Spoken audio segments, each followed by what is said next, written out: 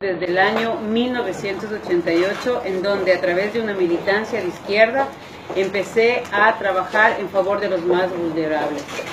Lo hice de una manera totalmente sumergida en una revolución de América Latina. Estuve vinculada al movimiento armado Alfaro Vive, que estuvo totalmente relacionado con el Ejército de Liberación Nacional. Soy la comandante Manuela, que entregó las armas en 1992. Fui exiliada política desde el año 1988 hasta el año 1990 en España, en donde obtuve la ayuda del gobierno español para poder continuar mis estudios y para poder regresar al Ecuador, no solamente ayudándome emocional y psicológicamente luego de la tortura de la que fui objeto, sino también como una profesional lista para apoyar a mi país. En el año 1990 regreso al Ecuador como asesora del ministro de Educación, y inmersa en el proceso de educación empezamos una gran campaña para ir generando a nivel educativo y a nivel de salud una gran revolución de izquierda. Empezamos a meternos en el ámbito educativo, en el ámbito cultural y en el ámbito político, liderando diferentes procesos entre los cuales estaba fundamentalmente destinado a generar una discriminación hacia el varón, empoderamiento de la mujer, pero también una salida de la iglesia dentro de los procesos, tanto sociales como educativos. Esa fue nuestra meta como grupos de izquierda. Nos tomamos las escuelas, nos tomamos los colegios, nos tomamos las organizaciones civiles, nos tomamos los sindicatos, pero además generamos procesos en donde la división de clases fue nuestra lucha fundamental. Hombres contra mujeres, niños contra adultos. En el año 2000, luego de 1990 al 2000, empiezo a trabajar como consultora. En el 92 dejo las armas y como consultora de las Naciones Unidas gano una licitación con términos de referencia totalmente establecidos para ser la ONG responsable en un convenio tripartito entre el Ministerio de Salud como el gobierno ecuatoriano, el Fondo de Población de las Naciones Unidas y la Corporación Educativa CIDED, de la cual yo soy la representante legal hasta el día de hoy.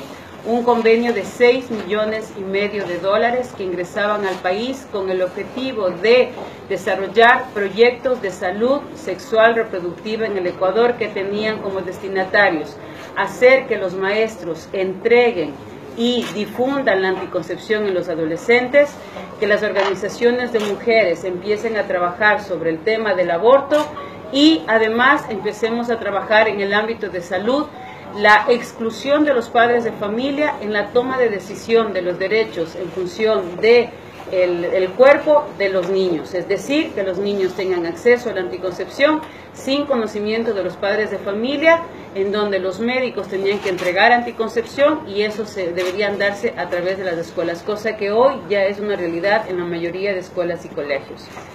Todo esto estaba encaminado a generar un gran recurso económico, no solamente para las Naciones Unidas, sino también para las farmacéuticas que nos estaban a nosotros financiando.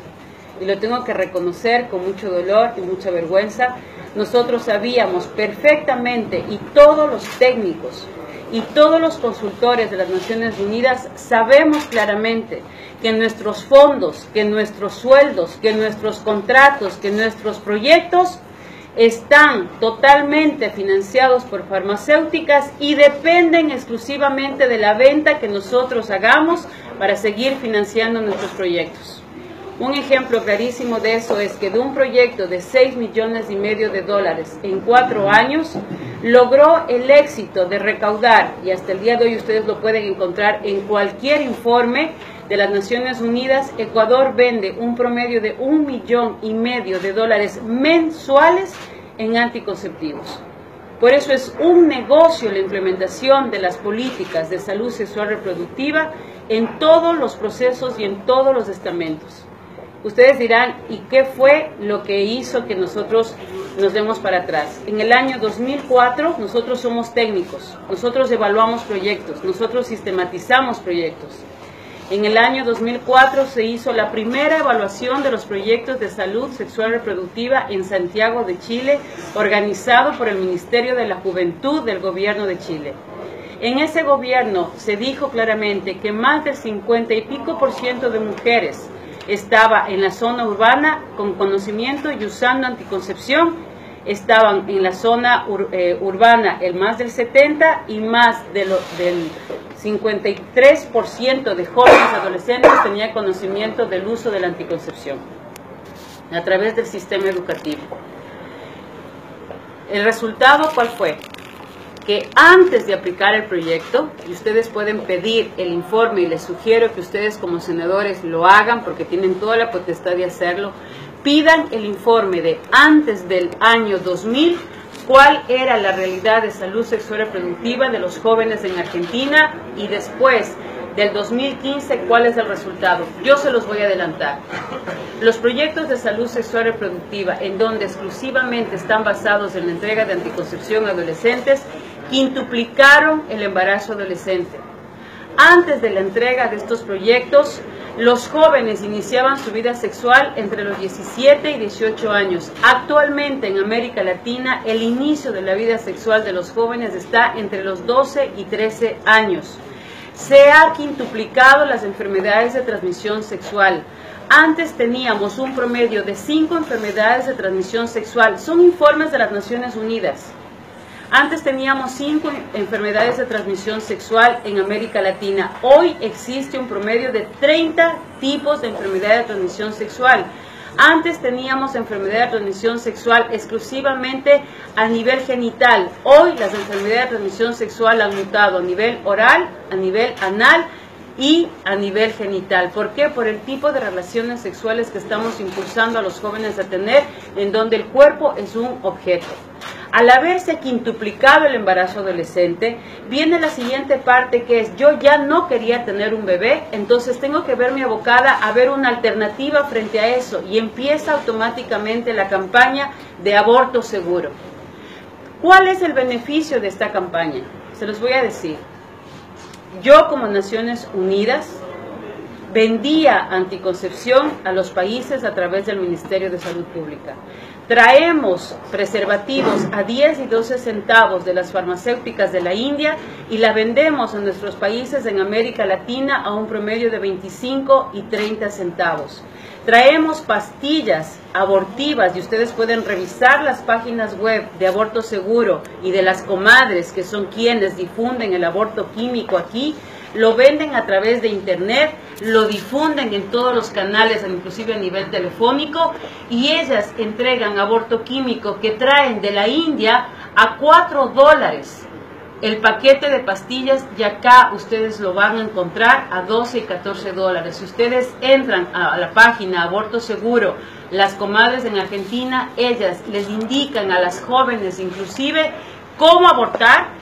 Y es tan escalofriante lo que ustedes van a encontrar en esa página que inclusive les dicen cómo colocarse las pastillas, cuántas pastillas tomarse, cuántas introducirse a nivel del conducto vaginal, y luego les dicen, una vez que te has tomado las pastillas, vas a sentir un dolor que es insoportable. Muerde una toalla para que aguantes el dolor y empieza el proceso de pujo. Si empiezas a llenar más de 2 toallas higiénicas en el proceso de 1 hora, te recomiendo ir al médico, pero no les digas que te tomaste la pastilla. Por eso es el aborto confidencial. ¿Cuánto ganan en cada pastilla? Ganan más del 100% por pastilla. Entonces, ese paquete que están en este momento vendiendo de manera clandestina, lo van a pasar a vender de manera legal. Es un negocio al 100%. Yo te vendo la anticoncepción, te legalizo el proyecto, difundo a través del Ministerio de Educación. Los maestros son los únicos distribuidores de farmacéutica que no ganan 1 centavo de los productos que distribuyen. Entonces, como yo ya te vendí la idea de que el embarazo es un problema, de que el embarazo es una situación difícil, yo automáticamente te vendo la idea del aborto seguro. Capacito a los médicos. ¿Saben quiénes capacitan los médicos para realizar aborto seguro en América Latina? El Fondo de Población de las Naciones Unidas. ¿Saben quiénes van a recibir capacitaciones sobre cómo manejar leyes en el aborto seguro? Averigüen quiénes han sido los diputados, los senadores que han recibido capacitaciones de las Naciones Unidas, en donde yo hacía eso. Les entregábamos la ley, el proyecto de ley, a los diputados, a los senadores que nos interesaban